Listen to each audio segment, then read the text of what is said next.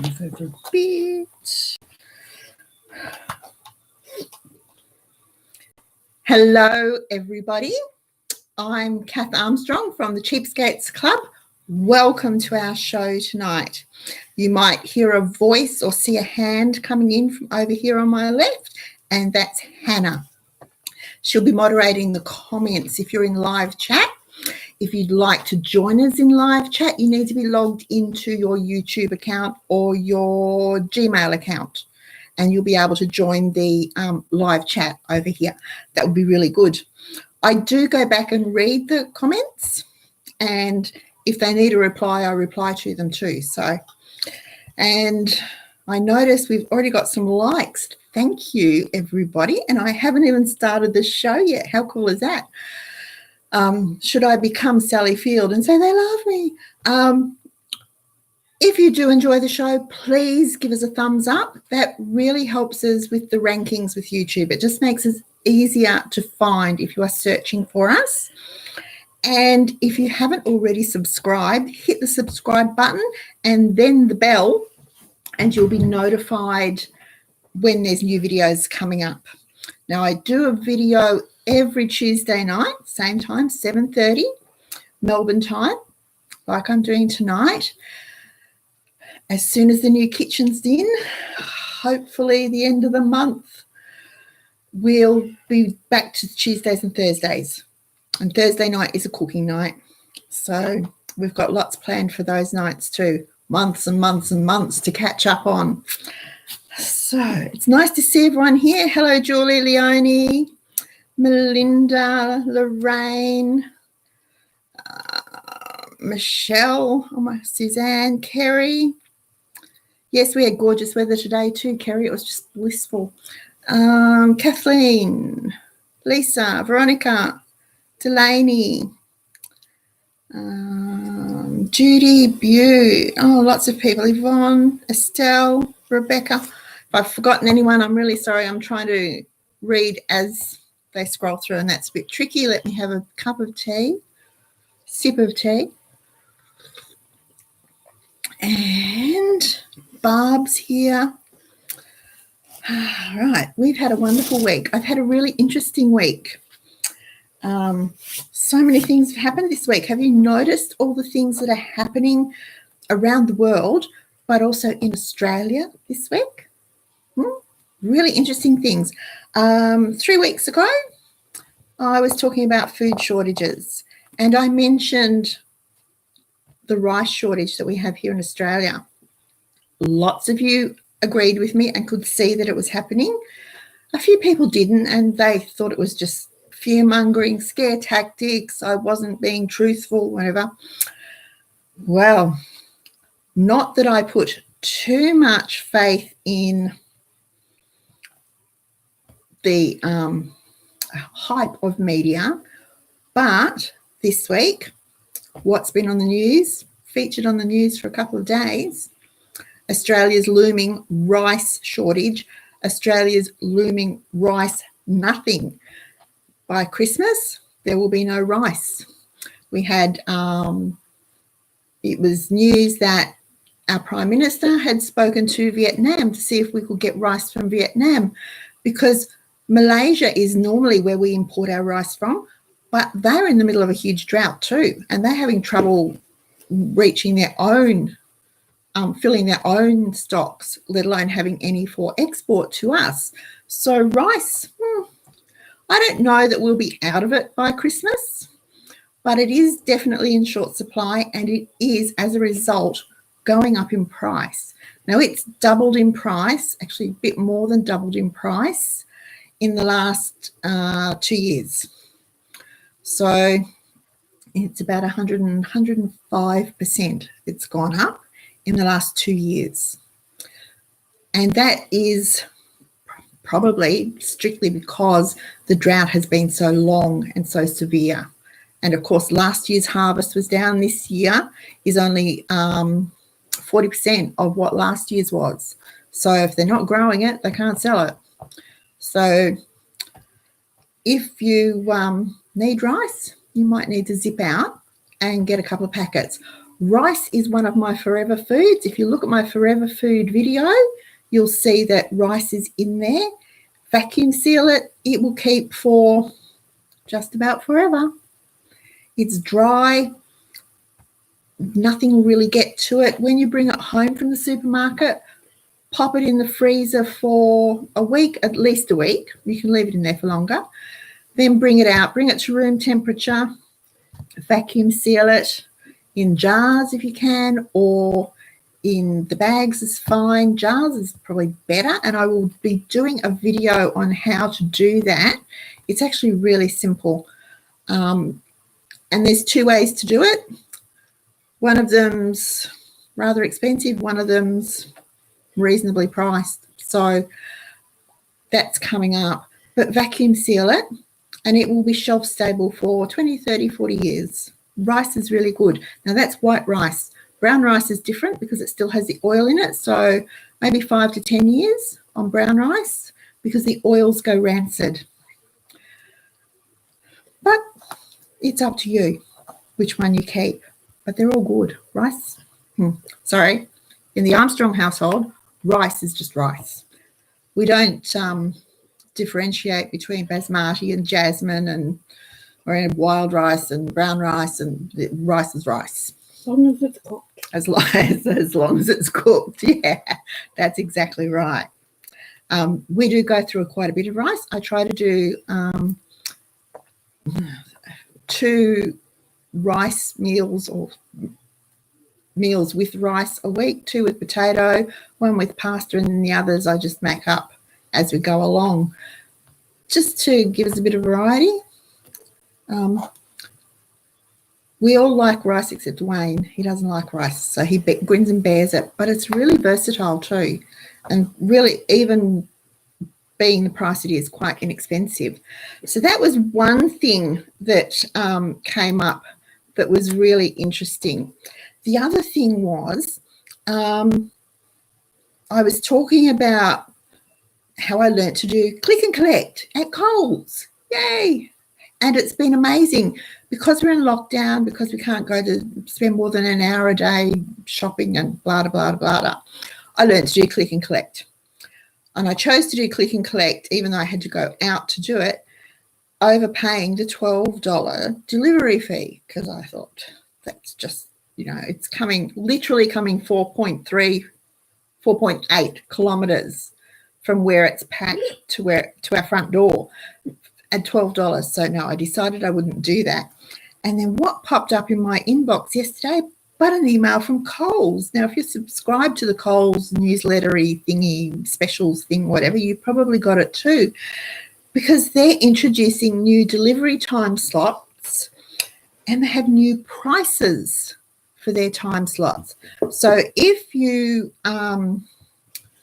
you can choose from a 2 to a 6-hour delivery time slot with various prices. If you choose the 2-hour time slot, it's going to cost you $18. So that's gone up a bit. If you choose the 4-hour time slot, which just means that your delivery will be done anytime within that 4-hour period, it will be $12. If you choose the 6-hour time slot, it will be $6, halved, if you're not fussy about when your groceries are delivered. And seeing as how right now we are still in lockdown here in Melbourne, and everyone's pretty much at home, that really doesn't matter, does it? Unless it's 3 a.m. in the morning. No, I don't think they deliver then.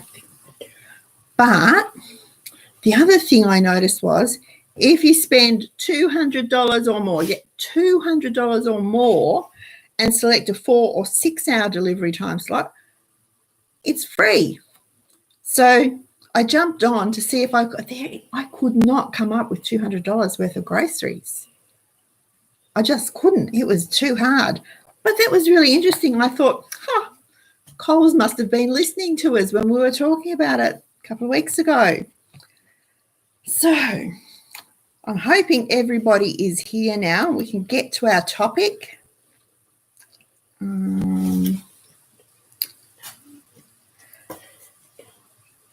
Okay, handheld vac sealer to arrive from Amazon. Who's that? Kerry. Okay, cool. You can just use a brake bleeder. Kerry, your husband probably might even have one. If you've already got, sorry folks, we're talking about vacuum sealing jars here, are we? You can use a brake bleeder. All right. So, no, Estelle, I struggled. I could have, even adding brand name coffee and toilet paper and so, it was really hard to get to $200. I don't know. It was just throwing in meat was even hard to get to $200, so I couldn't do it. It was an interesting experiment though. Okay. All righty. So everyone seems to be on. Did you all catch the news? Now, I try to only watch the news once a day, so sometimes I miss things. It takes me a while to catch up on them, but I didn't miss this. And in fact, a few people sent me links to it because they didn't want me to miss it. Woolworths, the big boss at Woolworths, has come out and said that he's expecting there will be stock shortages in the lead up to Christmas in Woolworths stores. He's saying because the restrictions that we are under at the moment are causing warehousing issues and shipping issues and transit issues and whatever. So, I don't know. I don't think that's the only reason that there will be shortages in the lead up to Christmas. We're already seeing some of them. They're getting slightly more obvious as you do things, especially if you shop online. Really hard to get lots of things, lots of your basic staples online. So I thought I'd talk about how we can do this Christmas the way it should be done. Now, I called this show I'm Not Dreaming of a COVID Normal Christmas, simply because there is no such thing as COVID normal. Don't get sucked in, folks. That is conditioning. The more people that say it, the more influencers that say it, the more people pick it up, the more it will become truth. There is no such thing as COVID normal. This is a crisis, a disaster, a pandemic. They are not normal. There is nothing normal about them. So don't get sucked into thinking that COVID normal will mean that you have to have less than what you would normally have.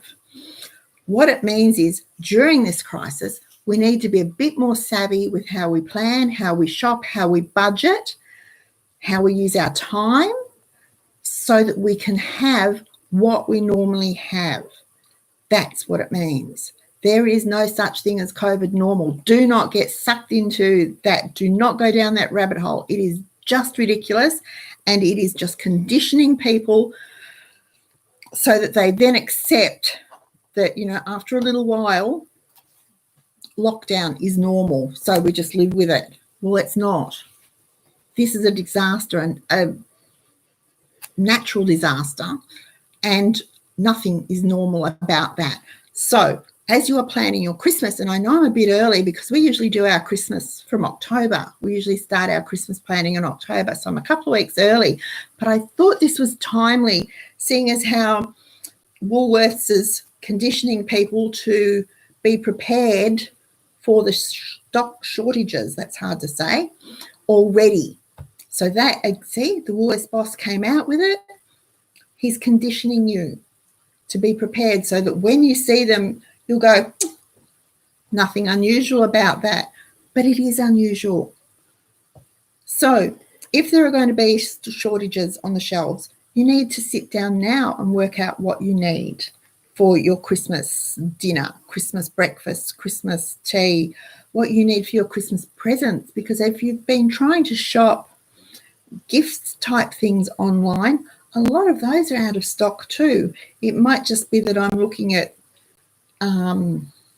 more adult type things and not toys and stuff. I haven't looked at toys because we don't have little children in the family anymore, but a lot of the things are out of stock online and we can't get to department stores here in Victoria. Melbourne. Yeah, well, hopefully we'll be able to soon. But even then, Kmart is saying they may not be able to fill their shelves with the things that are in their current catalogue. And that's in store without online shopping. Now, already, I was looking at things in the new Kmart catalogue yesterday, trying to buy them. And I get to the checkout and it will be out of stock, unavailable online. 3 things, unavailable online. Oh, my goodness. So frustrating. So I've had to rethink those 3 things. And that's right, because I saved some money with the rethinking. But it's really important that you don't get sucked into that. This is normal, because it's not. It's not normal, nor is it going to be, or nor should it be long term. This should be a finite thing that will end. Now, yes, we will always have this virus. It will always be in the world. But the way we are responding to it has to end. It is a finite thing. It should not be a long-term, indefinite thing. It's not normal. So plan your Christmas now. Now, if that means you have to make some changes with the way you shop for your Christmas, then that's what you have to do. This is a bit of a disaster. We're in a state of emergency, a state of disaster. So we need to change the way we do things. So start thinking now of the shelf-stable things that you can add to your shopping each week or fortnight or month. I noticed that Coles have Cheezels. Don't slam me. I love Cheezels. Cheezels on sale. Cheezels on half price this week. Yep, this week. And we only have Cheezels for Christmas and New Year.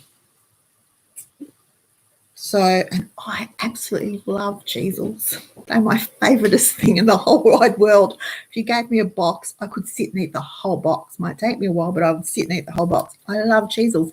We have them. Now, normally I would wait till October, November, probably November, to buy them, because they would be, they'll come on sale again, hopefully.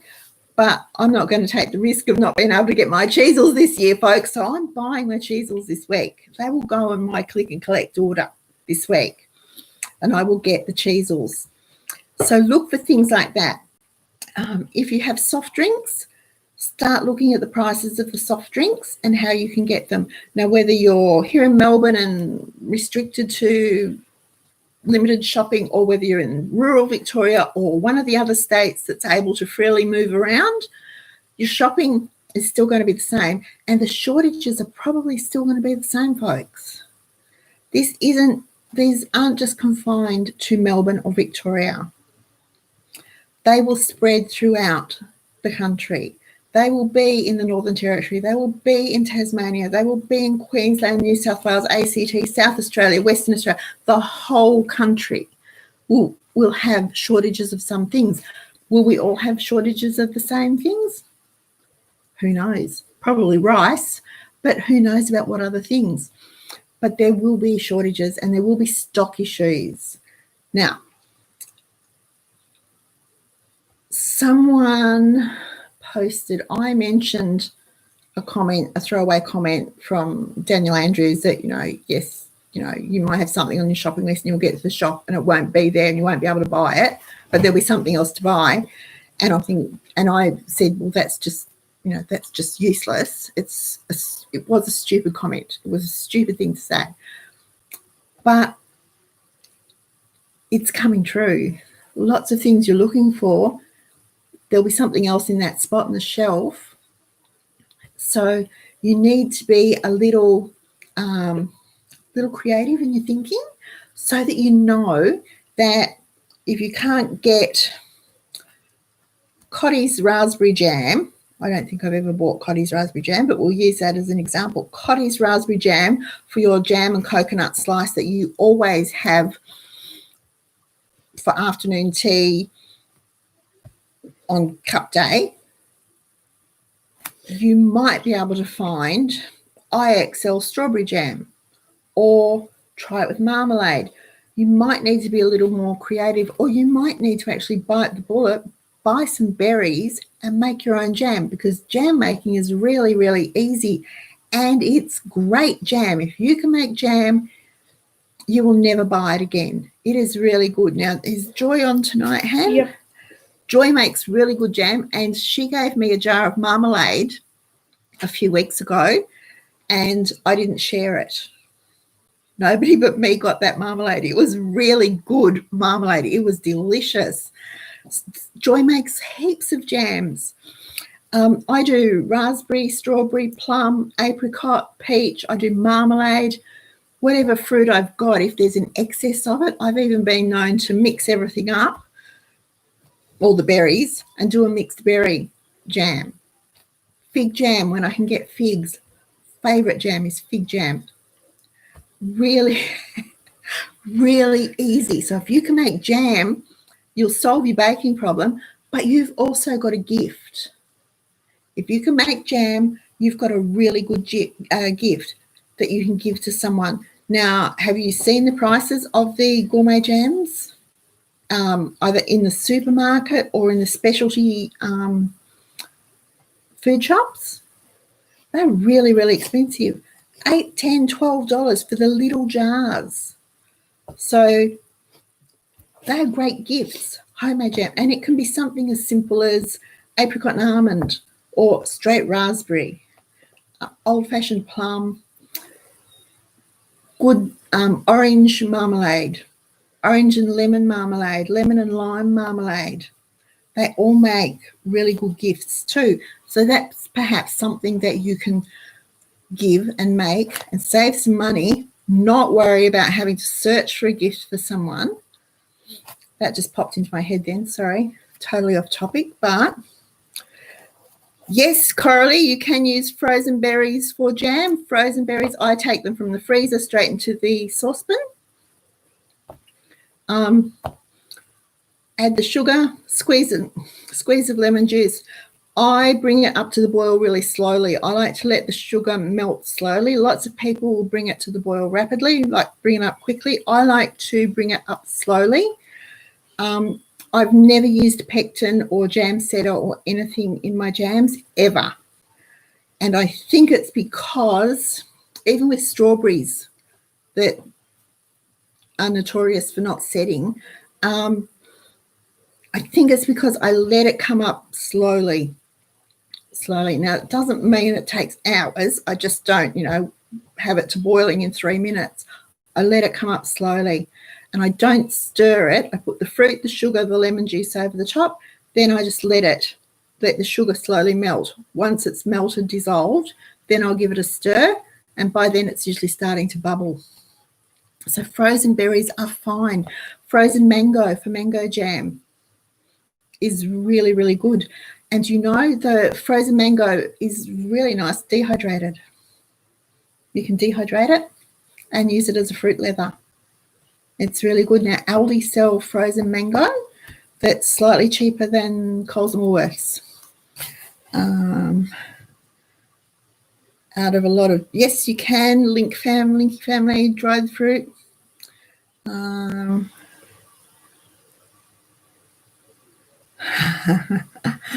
Marmalade is lovely, Kathleen. All right. Beth N makes small batches in her Instant Pot. Your bread maker, if you've got a bread maker, most bread makers these days will have a jam setting on them too. Pear jam. I haven't made pear jam since the kids were little. But, yeah, peel the pears. Then the trick with pears is to have them not quite ripe. So they're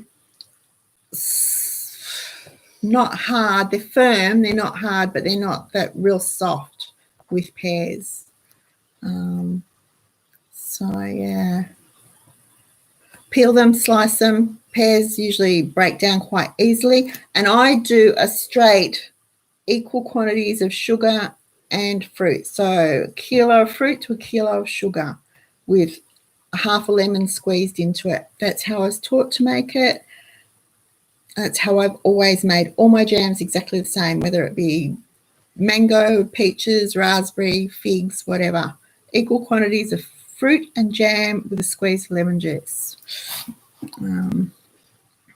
Quince paste. Oh, if you can get quinces, you're so blessed. Ali Cook, what type of dehydrator? I have 2 dehydrators, Ali. I have one from Aldi, which is a three tier, and it was around $50, I think, maybe $40, something like that, about 12 years ago. And it has worked really, really well. It's a brilliant little dehydrator, but it did only have the 3 trays. So doing anything in quantity took ages. Then this year, when I decided I wanted to move to more shelf-stable foods and get away from freezing so much,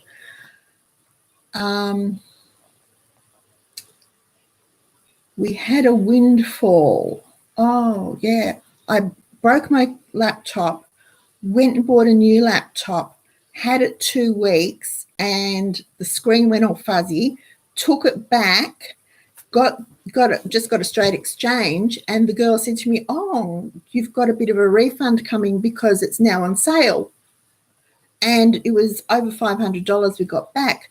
So then Wayne said, why don't we buy another dehydrator? So, of course, by then we were smack bang in the middle of the panic buying at the start of this pandemic. So I had a look online, shopped around, checked my prices and stuff, and I ended up with a Sunbeam 7 racks, Sunbeam one, and it is brilliant. Absolutely love them. So now I often have 2 of them going to get everything, to do as much as I can out of the freezer. So either or, but for a long, long time I use the oven. Set the oven to between 100 and 120 C. Put the whatever I was drying would go in. I put them on my cake coolers, the cake racks, because they've got nice close together little rungs, and put whatever it was, the fruit or the herbs or whatever, on those, slide them into the oven, and I'd put a wooden spoon in the door to prop the door open so it wasn't closed. Now that's a fan-forced oven. If you don't have a fan-forced oven, you might have to up the temperature just a little, probably maybe to 140. It's slower to dehydrate in the oven, but it still works. If you don't have a dehydrator, your oven will do just fine.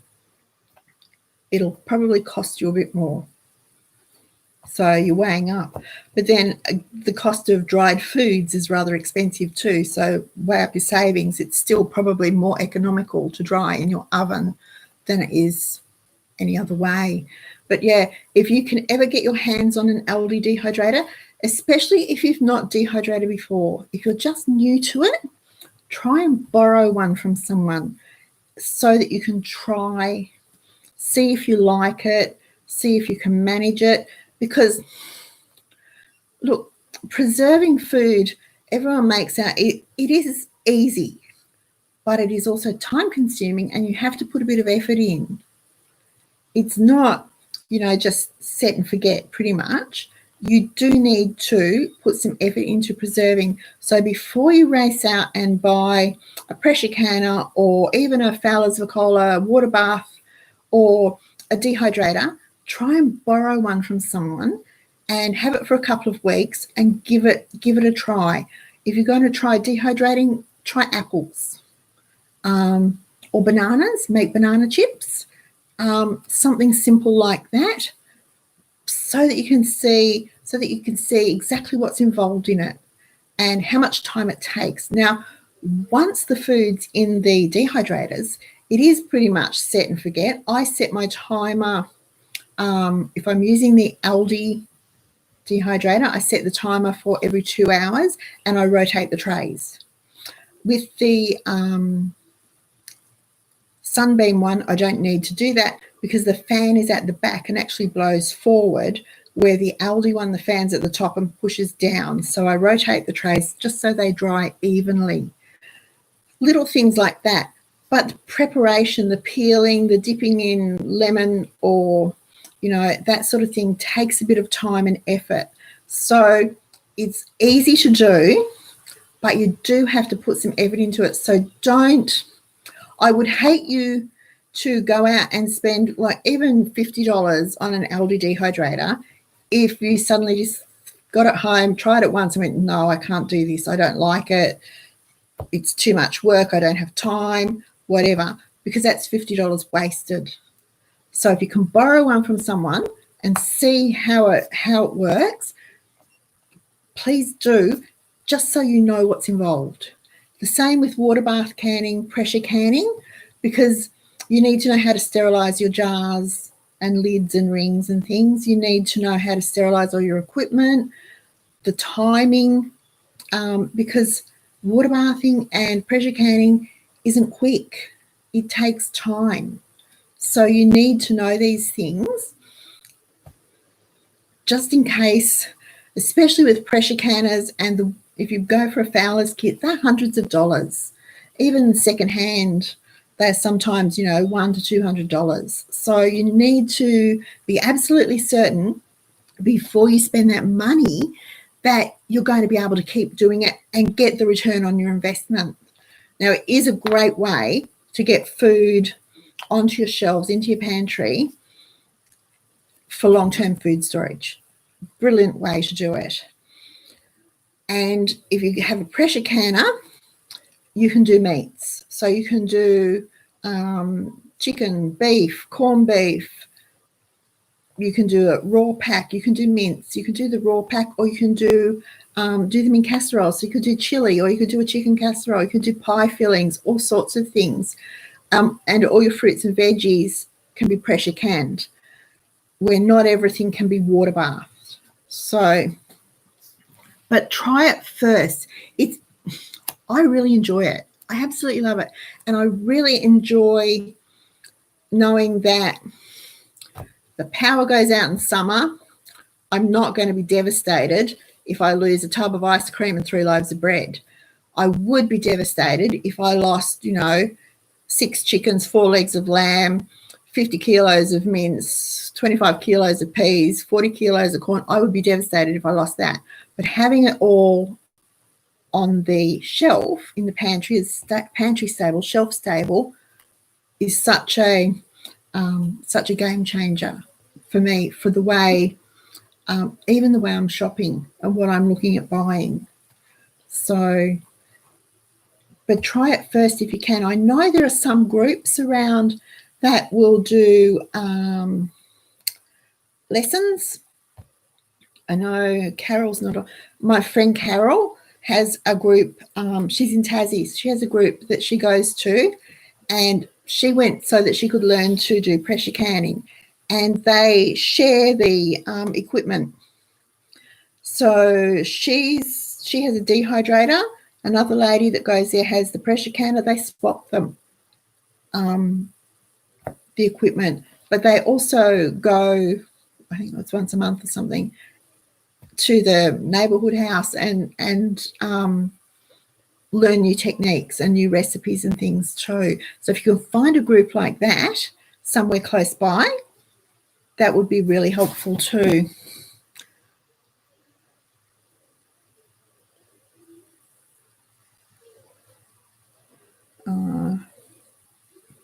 Yes, Joy, if you can buy it in the shop, you can moo it. Certainly can. And for anyone that's new, when we say moo, that's make our own. If you can buy it, we can make our own. So from washing powder, which was, I think, the very first thing I mooed, to jams, cream of chicken soup, and you can do 2 versions. You can do the canned version, or you can do the powdered version. Butter, you can can butter. Now, during the war, and I think you can still, I think a Lowry still do some tinned butters, quite expensive to buy, but it's shelf stable. It doesn't need to go into the fridge until it's opened.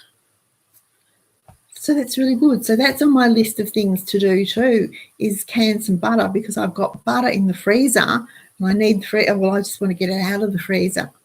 So have I done shelf-stable chicken yet? I have canned chicken, pressure canned chicken. I'm researching dehydrating chicken. I love the dehydrated mince. I keep going back to the dehydrated mince. It is so convenient. Oh, so convenient. So I've canned the chicken, pressure canned chicken, yes. I think some people will call it ugly chicken, and it's just, I usually use the chicken fillets simply because they're easy. Whip the skin off and trim as much fat off as you can. I dice it into the chunks, put it in the jars, add the water, put the lids on, pop it in the pressure canner, and it's done. And it's shelf stable for probably 2 years at least. So that's good. Corned beef is brilliant in the pressure canner, to pressure can. Now I know over on Cheapskates Chatter, someone was asking this afternoon about videos on canning and water bath canning and pressure canning. So I'll see what I can do. They won't be live. They just because of the time it takes. So, but I would, yeah, I'm happy to do some of those for you. Different things. Yes, Kerry, you hear that? Ting. Now, someone else, last week we ordered lids, and someone said they got to the checkout, paid for it, and then got an email the next day to say that their order had been cancelled. Well, I haven't had that email yet. No. So our order's on its way, thank goodness.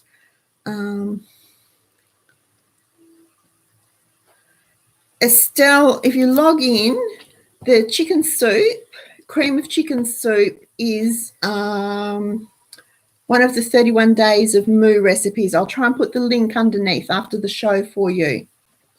2 ways you can do it. You can do it as a dry version, or you can do it as the equivalent of a tin of Campbell's or Heinz or whatever cream of chicken soup, and just make it.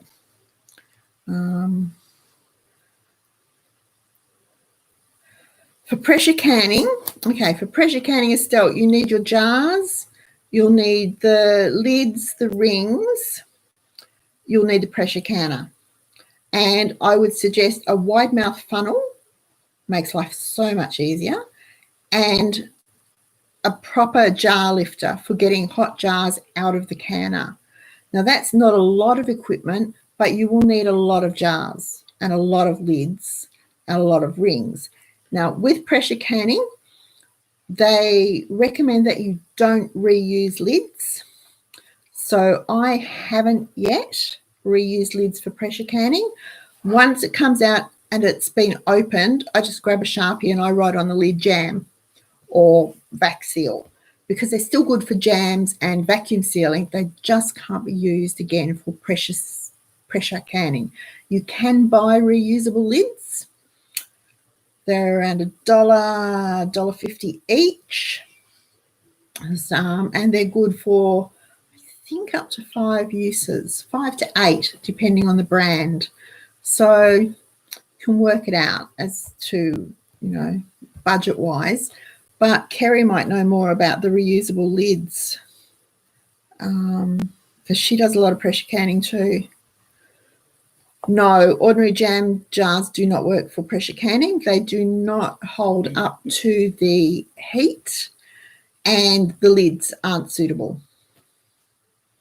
They're fine for water bathing some things. Kathy got 10 kilos of onions to bottle, some caramelized onions. Yes, it does have butter in it, Kathy, so it will stay. If you water bath it, make your caramelized onions, put them in the hot sterilized jars, water bath it 10 minutes at a rolling boil.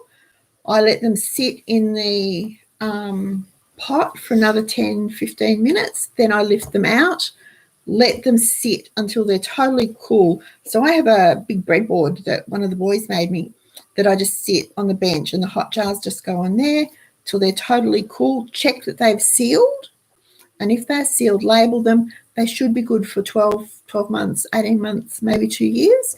You will see the butter will rise to the top. Can you grab a jar of caramel? I'll just get Hannah to grab a little jar, and you might be able to see it, but the butter will rise to the top, but it is fine. It will be fine. There we go. Now, can you see there's the butter in the caramelized onions? You can see it? Yeah. So these I did in August, still nicely sealed. That's good. These will be gone by the end of the year. We did, 3 or 4 batches. So they'll be gone. Now, they make a really good present too. Guys, if you give your jars away, ask for them back. Tell the people they boomerang.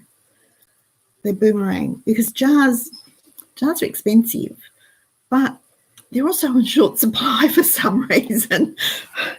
12 months ago, we had jars everywhere and couldn't get rid of them, and now they're in short supply. Even the recycled pasta jars are in short supply, so we're having trouble with jars. If you give a jar away, ask for it back.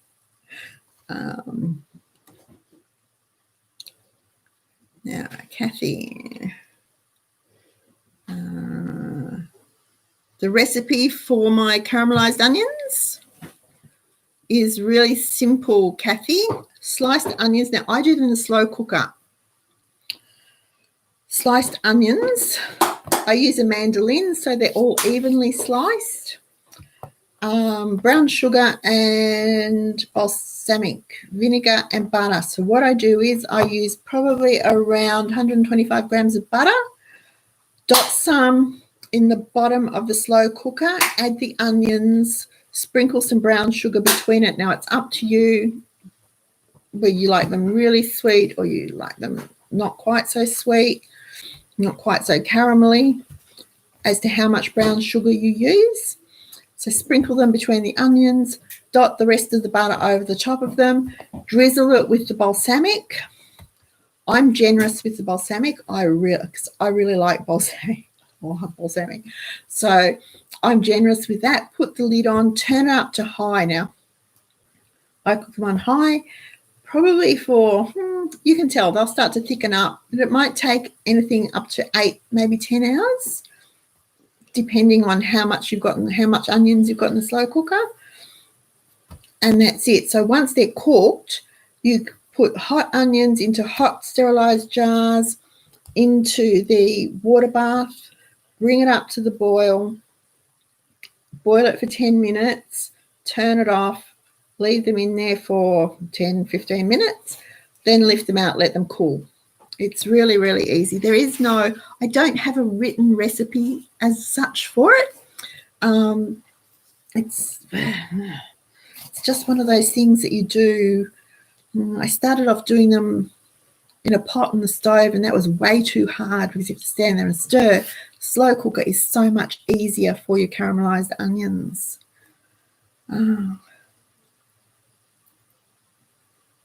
Oh, yes, please, Joy. Maybe one day we'll be able to meet to swap. November 23rd. Tatler lids, yes. The reusable lids. Thank you, Kerry.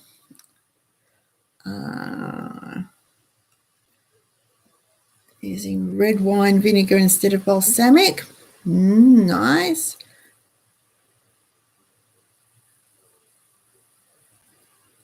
Okay, fill your slow cooker with onions. So what did you say you had, 10 kilos? Is that what you said you had? That will probably do 2, maybe 3 batches, depending on the size of your slow cooker. My slow cooker is 6 litres. So, hello, Victoria. Yes, we are well.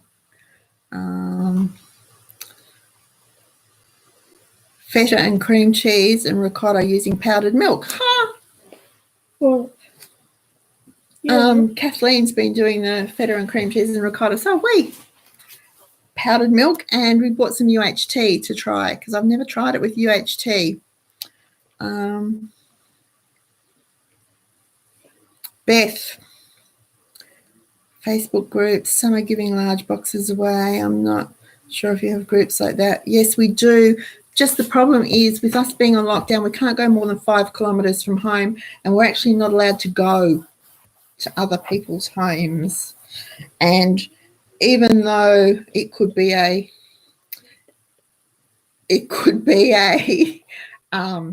knock on the door and pick it up type thing, I wouldn't want to get anyone into trouble. But yeah, there's all sorts of things. And look, seriously, folks, wait till the end of summer, February, March, when the gardens are all in and everybody's frantically doing tomatoes and sauce and fruit and all sorts of things. And then start looking at your Facebook groups, garage sales, your buy, swap, sell, whatever, Gumtree. You will find jars. You will find pressure canners. You will find Fowler's kits. You will find all sorts of things. Because 6 months ago, people went mad, panicked, bought all this stuff, didn't really know how to use it, didn't really realise that there's actually work involved in using it, and we'll get to the end of summer and go, this isn't for me, and sell it. So then you can look for your jars, look for your secondhand canning outfits and things like that. They will be there. So if you can hold off, if you're looking to restock on those things, or you want to buy a pressure canner or a water bath canner, if you can wait till the end of next summer, which will be February, March here in Australia, there will be gazillions of them.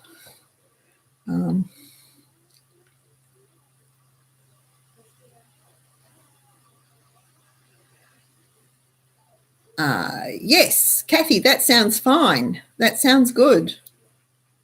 I do half the butter on the bottom, half on the top, just so it melts through. I don't stir them at all while they're cooking. I just put the lid on and let them cook. Once I think they've thickened up enough, I'll give them a stir, but I just let them cook. Yeah, 6 litres, perfect. Okay. Yeah, see, contactless pickup would be really good if you can do it. Now, Delaney, what's Delaney got? Would love to hear more about your cheese making, either on the forum or chatter. Kathleen, yeah. All right. Yes, of course you can use your... Look, if you're going to water bath, you don't need a particular pot. A pot with a lid, a big tall stock pot with a lid will do. All it needs to be is big enough to hold your jars and have 50 to 75 ml of water over the top of the jar. It helps if you've got a rack that goes in the bottom, but if you don't have a rack that will fit into the bottom, fold up a tea towel and put a tea towel in the bottom of the pot, put the water in, put your jars in, put the water in, bring it up to the boil. That's all you need is a big pot with a lid. That's all a water bath can is. You don't need anything particularly fancy to do that. Pressure canning is a different thing altogether, and pressure canning cannot be done in a pressure cooker. They are two different things. You cannot pressure can in a pressure cooker. Beth's in... Sorry, can't see. Alabama. Sorry, you just saw the top of my head. Alabama. Wow. So you're at the end of summer. Yeah. Okay. Yeah. Lots of people bought the February, March, April. They were going crazy. You couldn't get jars, lids, bottles, anything for love nor money here. And they're still in quite short supply. People buying them, and I'm sure it's the same people that went and bought the 50 kilos of kidney beans and the 50 kilos of rolled oats and the 500 packets of toilet paper, and then got home and went, well, we don't really like kidney beans, and what do you do with the rolled oats apart from porridge? So there was no plan to the panic buying. Whereas when we shop, we shop with a plan, so we know what to get. I was thinking tonight, what made me think of it? Something. And I was thinking, you know what? Oh, I know what it was. Tea time, and we had spaghetti for tea.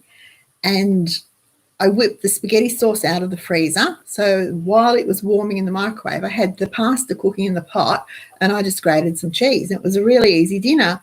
And I thought, oh, I can't remember what was actually on the meal plan for tea tonight. But that's one of the benefits of having a meal plan, is you can swap it around, but buying ingredients, because it doesn't matter if I might have had chili on the meal plan for tonight, or Mexican tacos or something, and gone, well, pretty much the same ingredients, just make a different dish. When we shop with ingredients, we have options. So we have so many more choices. So just because your meal plan's there, use it as a guide. It doesn't have to be stuck to. You can swap it around. You can use the same ingredients to make a different dish. It's so much better. So, towel or pot holder, yep. I used to have, best thing ever, a round cake rack that fitted in the bottom of my big stock pot.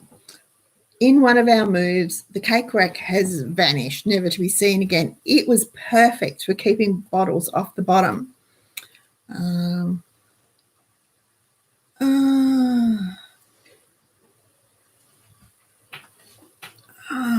Joy, with their raspberries, they need to dip the ends in honey before they put them into the soil, and keep them damp. Not soaking wet, but they will need to be damp for a few weeks till they establish, and then they should be fine. And I'll probably get raspberries, maybe even get some at the end of this year, at the end of this season. Maureen's gardens never look so good. No, Estelle, a cake rack doesn't need a towel over it. All you need to do is have something so that the bottom of the jars isn't sitting on the bottom of the pot, so it's not in direct contact with the heat source. So a rack. Now, most water baths will come with a rack that just fits in the bottom, and you just put your jars on it. But like I said, fold up a tea towel, or someone said pot holder, whatever, will do the same thing, just so it's not sitting on the bottom of the pot.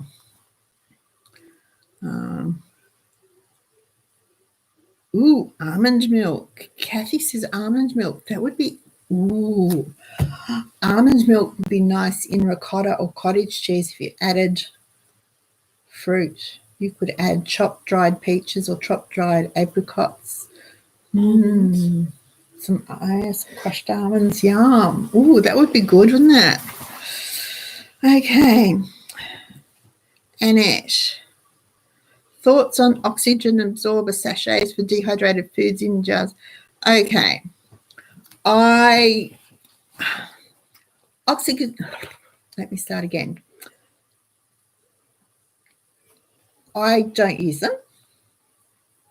They seem to be more an American-Canadian thing than Australian or European. The oxygen absorbers, they're rather pricey, and if you have a really good seal, if you've vacuum sealed it properly, there's no oxygen in there. So the trick is to get a really good seal on your either in your bag or in your jar. Now, if you're going to vac seal jars, you need to leave, you know how with canning you leave an inch or 3/4 of an inch or whatever headspace? You fill your jar to the bottom of the rim, to the bottom of the where the lid goes on. So it's probably about an inch. Leave about an inch headspace. Shake it down if you need to, but leave that headspace. Make sure the rim is clean and your lid is clean when you put it on, and then just get a really good seal. Now, if it's vacuum sealed properly, which means that the rim of the jar is clean and whole and the seal on the lid is clean and whole, it will vacuum seal and you won't need the oxygen absorber. I have never used, now with the paraffin for your jams, this is not the recommended method, folks. This is how I was taught to do it, and it's how I have always done it for 30 odd years. Hot jam into hot sterilized jars, lid straight on top, screw it down tight, wait for it to go ping. It is sealed. Now, I have jam on my shelves that would be 4, maybe 5 years old, and it is still perfectly good. I've never used paraffin. I've never used hot water bath for jams. I've never used the clear cellophane covers on my jams. I just go into jars with lids. Now, these are glass jars with the metal lids, not a the plastic peanut butter jar with a plastic lid. That won't work. For a start, the jar will melt when you put the hot jam in it. But glass jars, put hot jam into hot jars, put the hot lids on straight away and leave them. Just let them sit. Don't move them. Let them sit until they cool. And as they cool, you'll hear the ping. That is when they seal. They've sealed and they will be fine. If you have cooked the jam properly, and it's pretty hard to not cook the jam properly because it's at a rolling boil for quite a few minutes, there won't be any bacteria in the jam. If your jar's sterilised, the lid's sterilised, excuse me, I've got the hiccups now, it will be clean and there won't be any bacteria in it to worry about.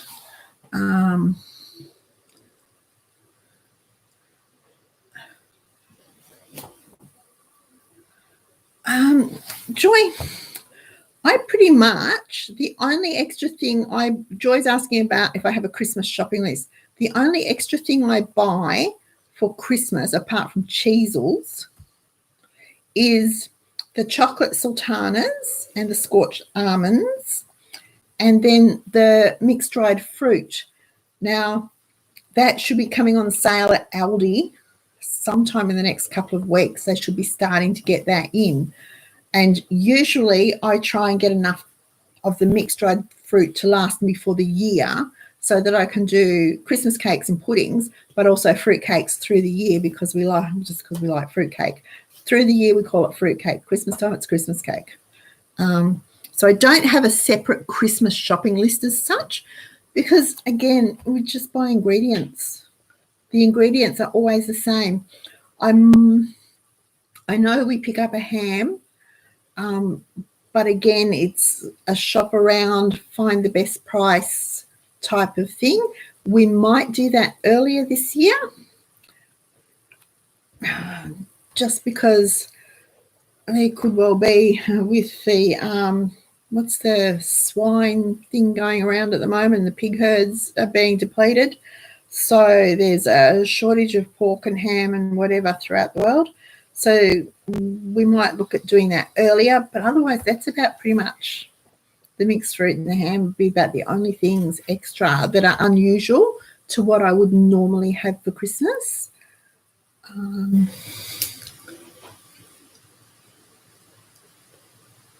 Dehydrator. Vicky, if you haven't dehydrated before, we were talking about this earlier, try and borrow one, firstly to make sure that you actually like dehydrating because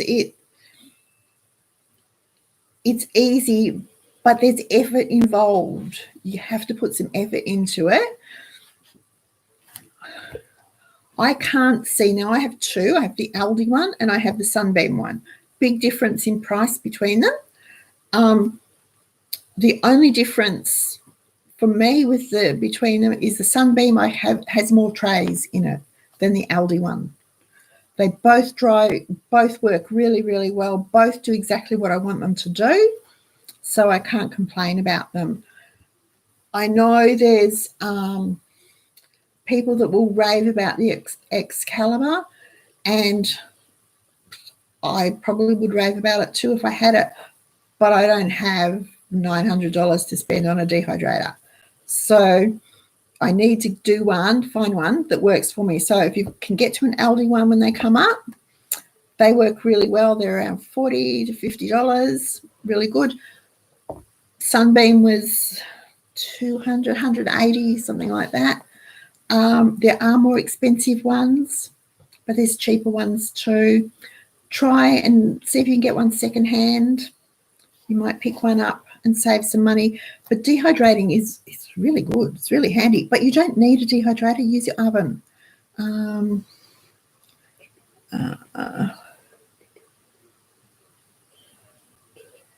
right. If your canning jars have rings, can you use spares to make a trivet? Yes, you can. So like the ball jars have the rings to hold the lids in place. You can put them in the bottom of your pot. Anything that's going to lift the jars up off the bottom can be used. If you have actual trivets, like teapot trivets, pop those in. They'll work. Right.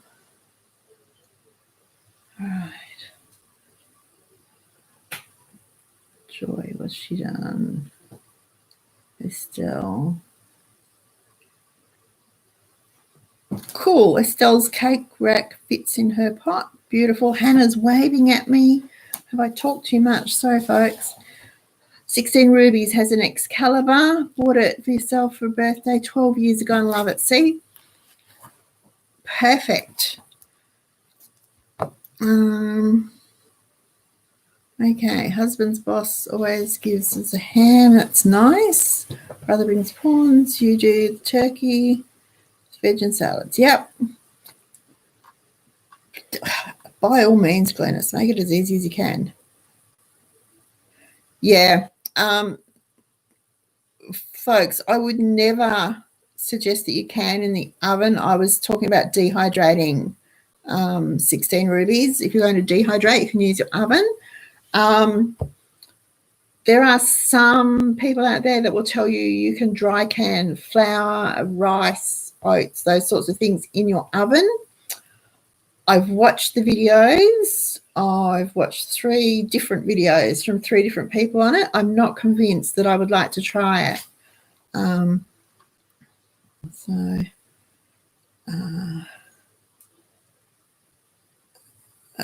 dokie. I have from eBay, 5 shelves full of strawberries at the moment. Oh, Kathy, strawberries would be delicious.